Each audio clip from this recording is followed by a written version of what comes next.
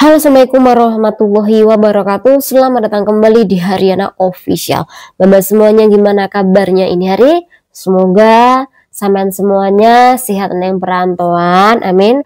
Moga-moga sampean semuanya terhindar dari mara bahaya. Semoga sampean semuanya dipermudah segala urusannya sampean ngebak neng perantauan. Amin ya robbal alamin. Pokoknya tak doakan yang baik-baik dari sini.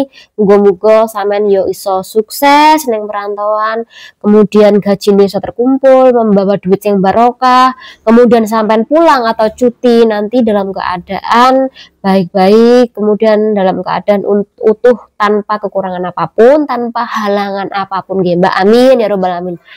Pokoknya Mbak, pesan saya buat sampean semuanya, fokus untuk kerja yang perantauan, aja pangga utang banget seng nggak ono gunane, atau mungkin sampean kuwi terlalu bangun rumah sing megah sing mewah biar terlihat wow tapi sampean nggak memiliki tabungan. Jadi pesan saya, omah nggak usah mewah-mewah, sing biasa saja, sing penting nyaman, rapi, enak, bersih.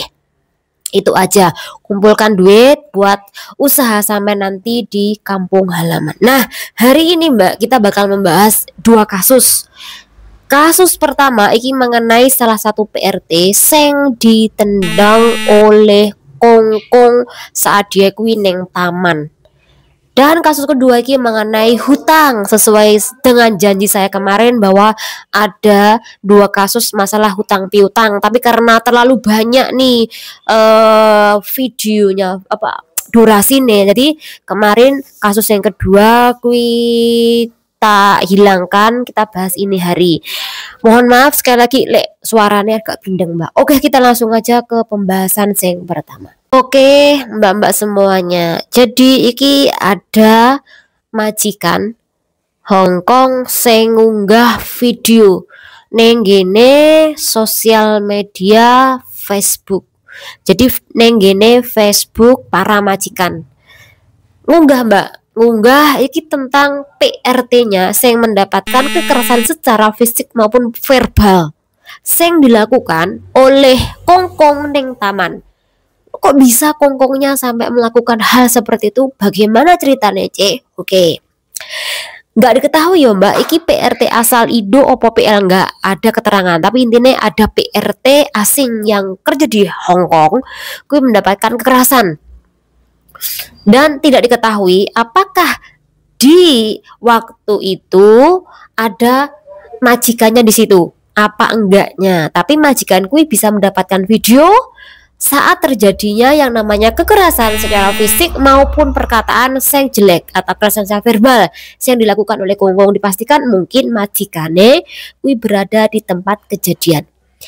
Jadi Mbak, hari itu Cecene sama anjing peliharaannya kui sedang jalan-jalan neng taman, tepatnya di Taman Homantin sana Mbak. Nah, neng Taman Homantin, gue sebenarnya anjingnya dipegang oleh cecenya Mbak dengan tali. Tapi yang namanya anjing kalau ngelihat sesuatu pasti kan menggonggong ya Mbak. Nah, ketika menggonggong gue membuat anak kecil yang dibawa oleh kongkong tadi gue ketakutan Mbak, akhirnya lari dia. Kan dia sendiri yang takut, seharusnya si kongkong kui kan gendong nih cucunya lagi ketakutan, tapi tidak menggendong Mbak, malah membiarkan si cucunya ini lari Mbak.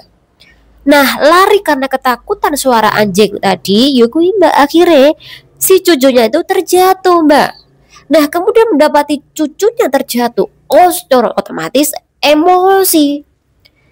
Nah, ketika emosi yang dilampiaskan sopo, yo cecenya dianggap kamu nggak becus kerja yo, kamu nggak bisa merawat anjingmu yo, anjingmu neng kene ngamuk-ngamuk ilo, mengok-mengok ilo, kowe iki waduh, pokoknya Mbak Ekwi sampai direndahkan oleh kongkong ini. Dan kemudian Mbak ditampar Mbak, tangannya sini sama kongkongnya, kemudian dijejek. Jeki apa sih dijejek. Nah, jadi diginikan Mbak, diginikan, ditendang, dan kui penendangan berkali-kali yang dilakukan oleh kongkong.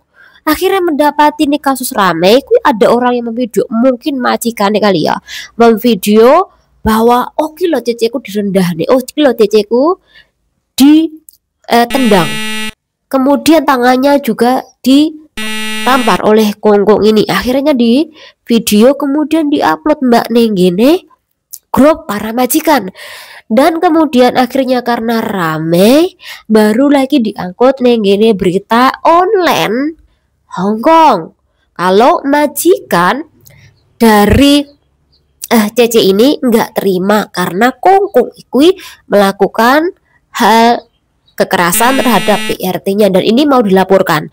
Nah, mendapati laporan dari majikan kalau ada kekerasan di Taman Homantin, secara otomatis ki polisi menambahkan bukti mbak. Jadi dia iki mencari bukti CCTV di taman tersebut yang merekam kegiatan sejak awal sampai terjadinya kekerasan. Jadi kuwi mbak bentuk informasi yang saya dapatkan. Nah, untuk kondisi seperti ini mungkin teman-teman ada yang mengalami nih di taman tiba-tiba sampean bawa bobonya tiba-tiba kuwi kasar ngomongannya ngomong tiba-tiba yang dimarahin PRT-nya. Padahal sampean kuwi di situ nemeni bobo, tapi karena bobo kuwi membuat kesalahan tapi dilimpahkan sama PRT-nya. Padahal sampean kuwi kan hanya sebagai PRT. Kalaupun sampean mau nasihatin bobo, belum tentu bobo mau dengerin. Akhirnya opo sampean dimaki-maki sama orang lain nih, perkara bobo Anda. Bahkan perkara anak Anda dilampiaskan kepada si cecenya yang ngajak tadi ke taman. Nah, sampean pernah nggak mengalami kasus seperti ini mbak? Sampean sing disalahane, dimaki-maki, kemudian ditendangi, kemudian sampai diludahi perkarane karena jagaan Anda atau nenek Anda atau anjing peliharaan Anda wiki membuat kegaduhan. Yo kegaduhan apa sih yo mengomong seperti itu, gonggong seperti itu. Nah, akhirnya sama yang disalahkan. Silakan komentar. Nah, dalam kasus seperti ini bagaimana kalau seandainya sampean berada di posisi seperti teman kita ini atau PRT ini? Jadi pastikan sampean kuwi ada bukti tentang kasus kekerasan baik secara verbal maupun fisik yang dilakukan oleh orang lain terhadap Anda. Perkarane opo? Perkarane anak majikan ataupun emak majikan ataupun anjing peliharaan majikan. Jadi sampean harus memiliki bukti rekaman. Buktinya opo? Lek dia kuwi panggah nyocos, panggah menjejeke, langsung ambil video mbak. Aku takut nanti HP ku dirusak. Enggak masalah, sebenarnya sampai mau video dulu, ini seperti itu. Dengan video Anda bisa melaporkan ke majikan, dengan video Anda bisa melaporkan kasus ini ke polisi, ada bukti, dituntut, akhirnya enggak hanya denda, pasti bisa penjara karena opo sampai melakukan kekerasan terhadap PRT ini. Oke, kita beralih ke kasus yang kedua, ki masalah utang nih mbak. Pasti sampai gergeten lek mana bahas masalah utang. Oke, ki cerita nih mbak.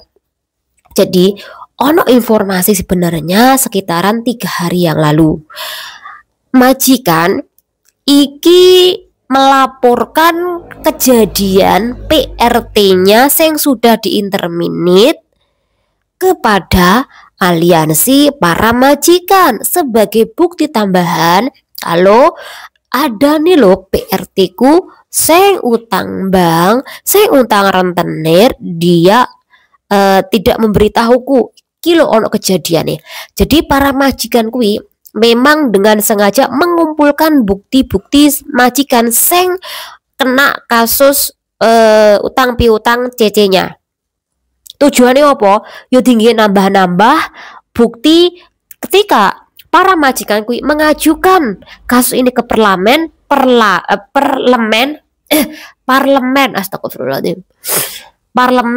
biar nanti tuntutan mereka kui dikabulkan. Jadi ceritanya gini mbak, majikan kui mendapatkan intimidasi, dan intimidasinya nggak main-main juga, sama seperti Bobo yang kita bahas kemarin. Dan majikan kuwi dikirim melalui WA oleh orang suruhan rentenir yang mana menceritakan kalau PRT-mu memiliki hutang segini di tempatku. Kalau kamu tidak nyaur utangnya PRT-mu, maka rumahmu, flatmu, bagian depan, pintumu, bagian depan, kui akan kami lakukan seperti video di ini, foto ini. Jadi foto ini Mbak, ini salah satu perbuatan dari kaki tangan rentenir. Nah, jadi bosnya dikirimi foto seperti ini, chat di depan rumah mereka. Jadi semuanya serba chat, diancam seperti itu Mbak, dengan cat warna merah. Cat warna merah secara otomatis kui mendoakan majikan kui ndang modar atau majikan kui rezekine mati. Pokoknya intinya cat warna merah kui sesuatu mengandung unsur kejelekan. Nah, itu Mbak. Jadi biar majikan kui takut. Nah, akhirnya ketika mendapatkan kasus seperti ini, majikan ini ngomong loh, kalau ceciku loh tas tak interminate dan kui tak interminate sudah bulan Januari yang lalu. Dan iki lo buktine surat pemutusan kontrak kerja secara interminate yang aku lakukan terhadap PRT ku karena juga memiliki utang bank. Nah, mendapati surat pemutusan kontrak kerja yang dikirim oleh majikan, seharusnya rentenir iku wis to Mbak, yo kan? Karena apa? Dia mau menyerang siapa? Wong cece-nya saya utang terus dia sudah tidak di situ kerjanya. Harusnya berhenti, tapi enggak, Mbak. Iki si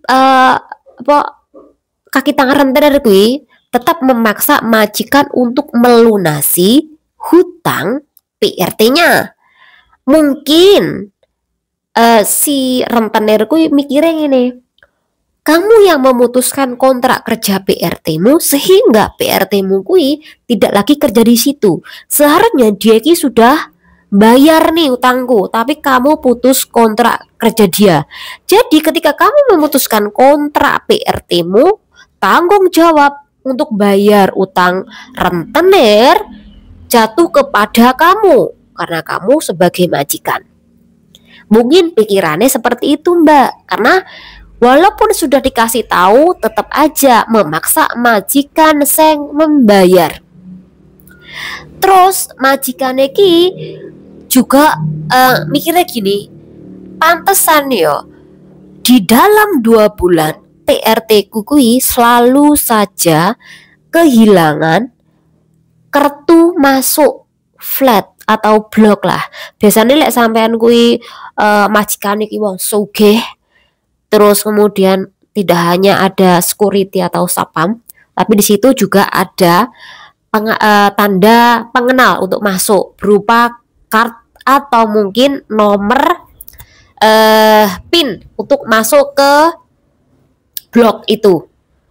Nah, Mbak E kui ternyata menghilangkan sudah 4 kartu masuk blok dan kui selama 2 bulan hilang terus Mbak.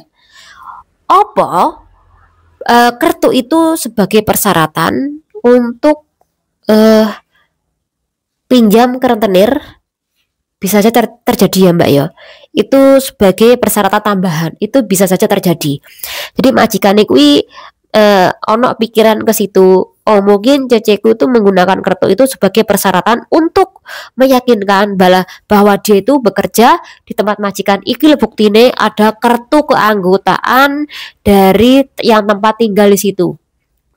Jadi makanya majikan ini panggah membuatkan kartu masuk terbaru sama Mbak Ya Jajan gue sampai 4 kali dalam kurung waktu 2 bulan. Dan kemudian persyaratan lainnya ketika meminjam rentenir gue biasanya adalah video majikan atau foto majikan sekeluarga atau cuma dadanya saja. Kemudian alamat rumah majikan gue pasti, kemudian foto pintu rumah majikan juga ada, kemudian WA majikan, bahkan ada tambahan lagi yaitu berupa bil keuangan majikan. Jadi majikan biasanya kan kalau punya kayak Bank Hang Seng, mungkin Bank of China, biasanya kan ono pengeluaran, ono pemasukan. Nah di situ kan ada kertas nih.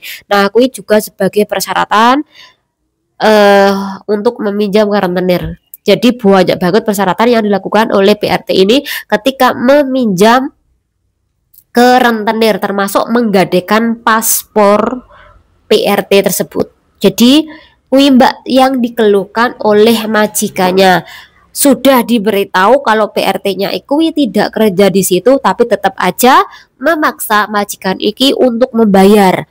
Dan iki majikan mengancam juga kepada orang suruhan dari rentenir ini, kalau kamu melakukan intimidasi terus menerus sama kami, maka saya tidak segan-segan untuk melaporkan kasus ini ke kantor polisi. Jadi kalau sampai kasus ini dilaporkan ke kantor polisi, yang kena kuwi tidak hanya rentenere tapi mbak atau mantan PRT yang kerja di situ. Secara otomatis namanya sampean iso di blacklist, sampean nggak iso turun visa di majikan yang lain. Walaupun sampean nanti pulang Indo, nunggu visa di Indo, tapi kalau sampean punya catatan rekod buruk, maka dipastikan sampean visa nih nggak turun, kecuali blacklist itu sudah habis, sudah pudar. Berapa lama sih? Setahun, 6 bulan, itu bisa saja. Tergantung imigrasi memberikan berapa lama Anda di blacklist. Kalau parah, bisa selamanya Anda tidak bisa kerja di Hong Kong. Mungkin kawan-kawan memiliki informasi, wawasan yang lainnya, mungkin kawan-kawan bisa komentar biar kawan-kawan yang lain kui juga bisa nambah wawasan. Aku sendiri juga bisa nambah wawasan. Kalau kawan-kawan lebih paham, lebih tahu kejadian lebih dari kasus-kasus seperti ini. Semoga bermanfaat dari diri. Wassalamualaikum warahmatullahi wabarakatuh. Bye bye.